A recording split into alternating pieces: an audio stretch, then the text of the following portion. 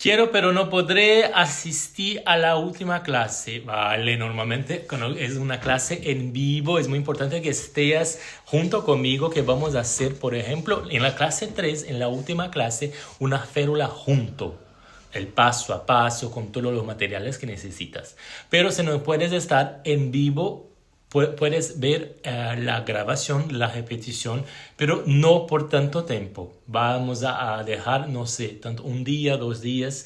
Entonces, mira la repetición, mira la grabación, pero haz eso muy pronto, muy lejos, para que tengas esto inmediatamente, este contenido que es transformador.